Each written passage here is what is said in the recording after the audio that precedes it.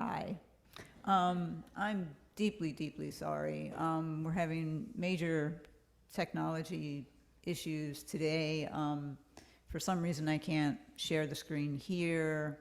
The sound from the video is not coming through. So we're going to punt. Fortunately, I had a printout of something related to the sermon. The sermon today, it's pre-recorded, and actually you can get the link to it from our website. But the sermon is based around a poem by Mary Oliver called When Death Comes.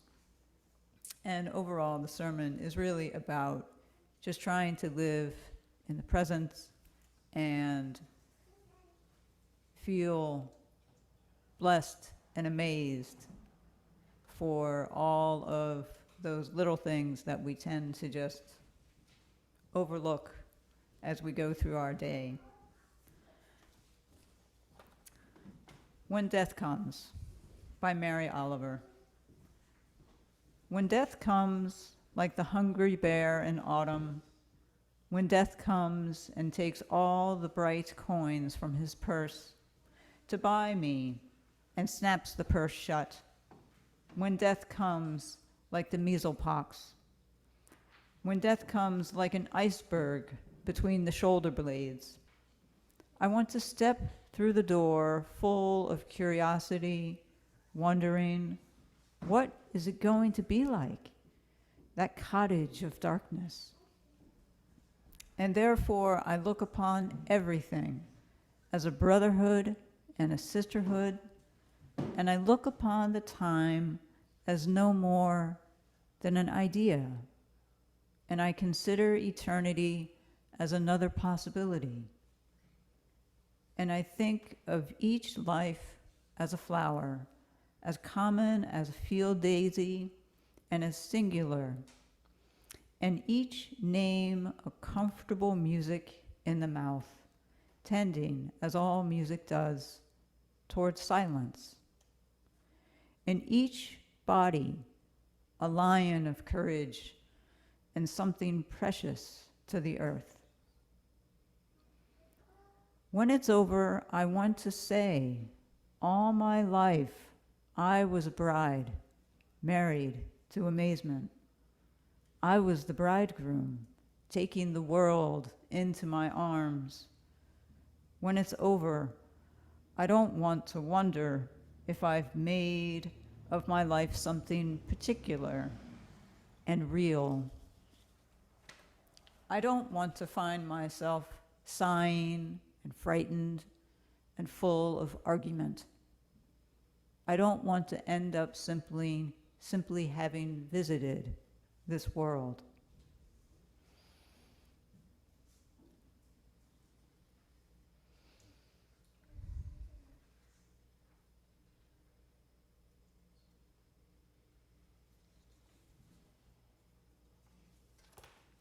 Sorry, I'm receiving instruction from the sideline, and I'm not sure what my sideline instruction is.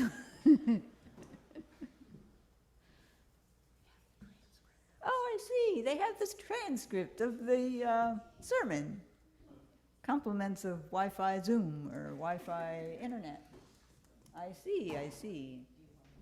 Oh, wow. To read the whole sermon? Well, I would skip this. You'd skip that. I would skip that paragraph. You're doing great. Skip that paragraph. Just do the very first one, the first sentence, and then skip the next.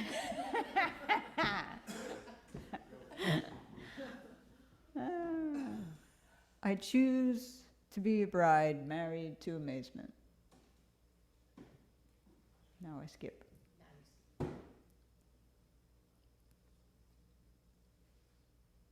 Bless you all. That's all I can say. One thing I learned serving in parish ministry for 19 years, how odd, I've actually been here now for 19 years. Anyway, sorry. Is that as the great Dr. Abrahana Johanna Heschel said in his Yom Kippur essay, "Scratch the skin of any person and you come upon sorrow, frustration, unhappiness. People are pretentious. Everybody looks proud. Inside, he is heartbroken." From the inside seat of parish ministry, I watched apparently successful members and their families struggle with life-threatening illnesses, addiction, affairs, financial ruin, traumatic injury, accidents, dementia, and even the death of children, which I will never understand. It all can happen. I've been with people as it has all happened. And it was from this seat with these teachers, journeying with them, that I learned I could never prepare for all the possibilities, nor know which ones to expect when, if ever, might become part of my personal story. Early in my ministry, I visited an older couple in the hospital. You must imagine, baby minister me, 30 years old, no gray hair, not ordained yet, in a chaplain residency program. The woman said to me, looking at her dying husband, "How could this happen to us? We were missionaries."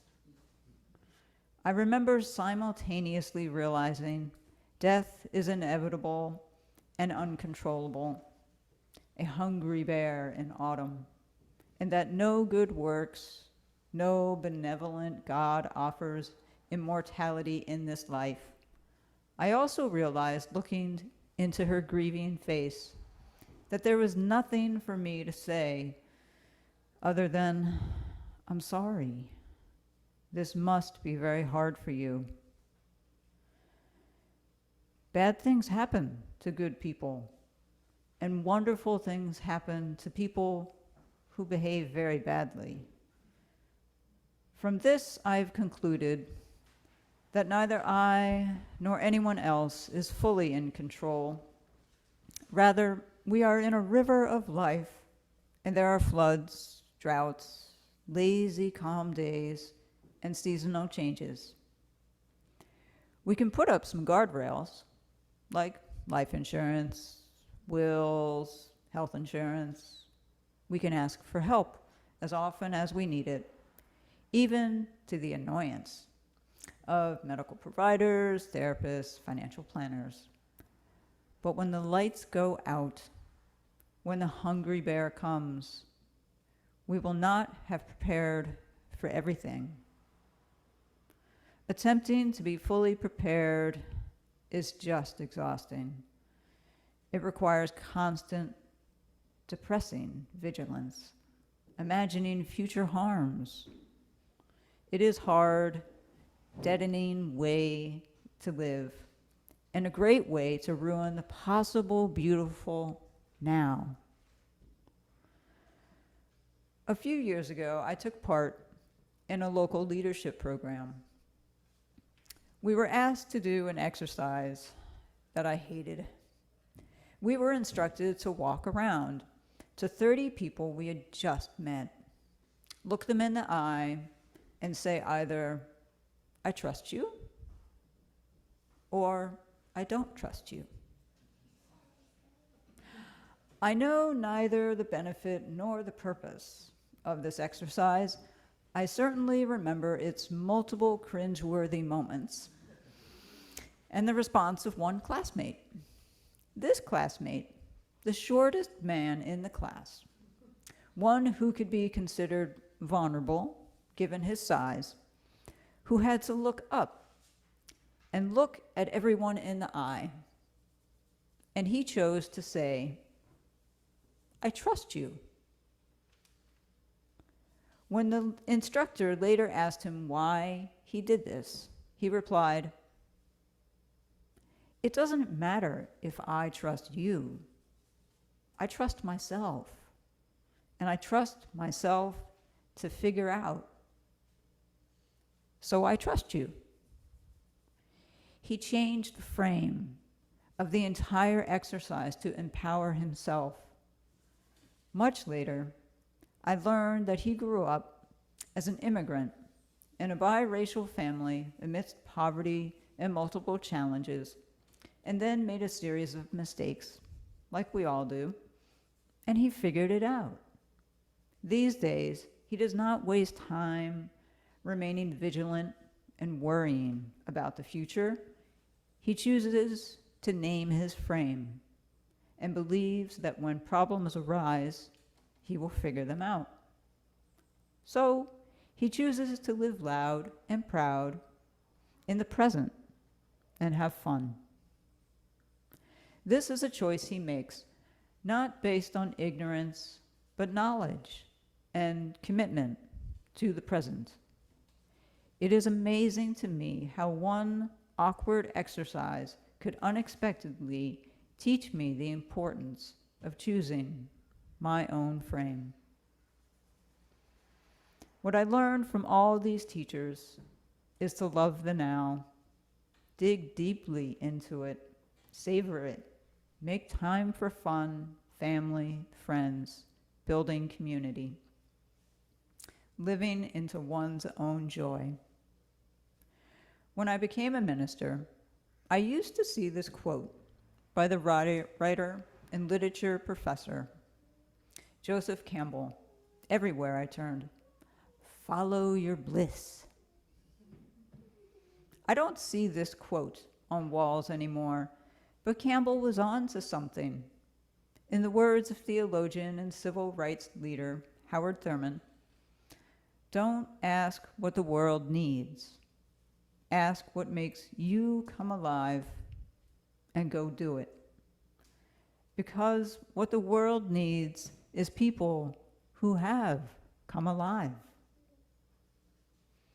What makes me come alive is wonder, and I find it in the present, the eternal now.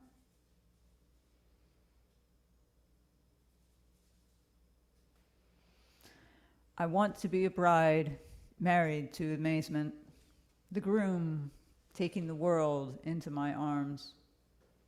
I don't want to simply visit the world. I want to go out and submerge myself in its wonder. When I go out walking, I do a simple exercise taught to me by my colleague, Reverend Phil Lund. I consider sight, sound, smell, sense, sky, and my stance. I look at my surroundings, I listen, I inhale deeply. I feel the air on my skin, humid, crisp, cold. I look at the sky, and I feel my body. Please, if you try this, adapt the exercise to whatever level of mobility and sensory function available to you. I used to walk with my head down, lost in thought, generally about the past or the future. With this exercise, I am present. I smell the rain in the air, decaying earth that lets me know summer is ending. I experience the quality of the air. I see the leaves change, drop, bud with new flowers in springtime. When walking with me, one needs to put up with my shouts of delight at things I see, hear, touch, smell, feel. I notice how my body feels stiff, flexible, uneven. Sometimes when I check my stance, I find I'm limping. When this happens, I check in more deeply with how it is with my body. And at least once every walk, I look up to the sky. It is clear blue, fully overcast, foggy gray, or are there puffy evening clouds with a breakthrough last pink shaft of light? It is when I look at the sky that I am filled with most wonder, and I think of what a gift it is to be alive. and how everything changes.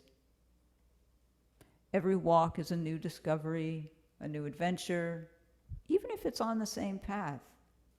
And I am reminded that every moment passes, every moment, the bad ones, and the good ones, and the great ones too. It all passes.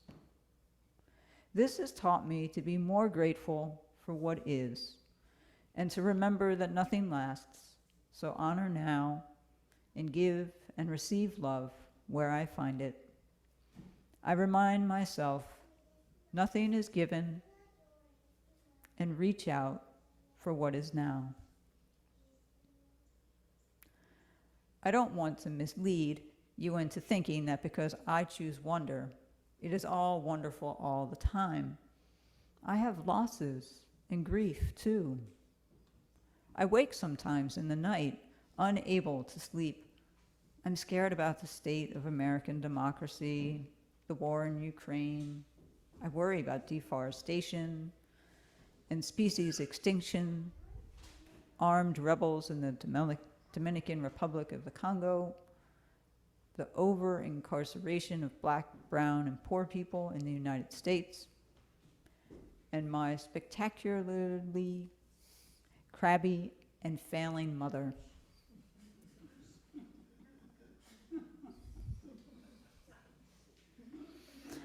While writing this sermon, and amid writing this sermon, I learned that a dear friend from long, long ago has died.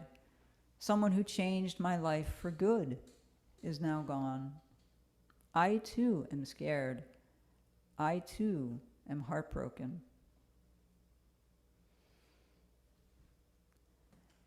19th century essayist and philosopher Henry David Thoreau wrote about wanting to suck the marrow out of life.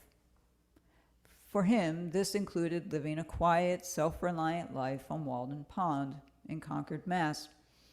My definition is a bit different, but I too understand wanting to suck the marrow out of life in my own chosen way. I recently watched a video by slam poet Andrea Gibson. In it, they speak of going home with a woman, and before their first kiss, the woman runs to get a stethoscope so that Andrea can hear the woman's heartbeat faster as they kiss. This story is so beautiful to me. What a delightful way to suck the marrow out of life with one kiss. It is so present to the moment, so simple, so possible, so blissful, so alive.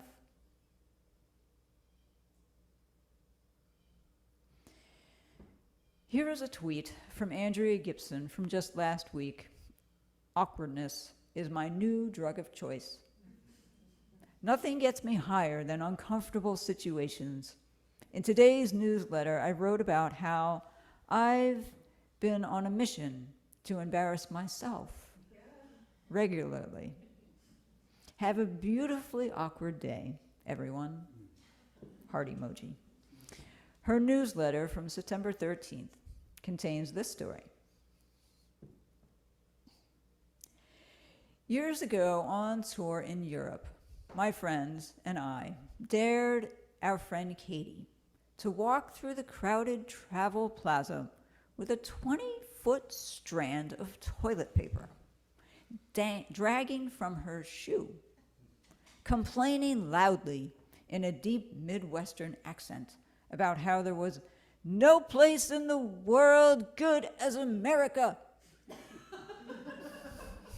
Dragging a 20-foot piece of toilet paper. She made a humiliating spectacle of herself. We were high on that embarrassment for days. There are so many ways to live in wonder, in bliss, to be alive as the world collides around us. I hope for each of us, take care during the hard times. Reach for the present wonder as often as possible.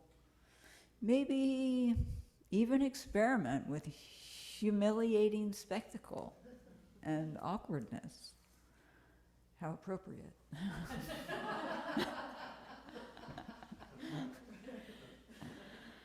However you do it, make it a great day. May it always be so.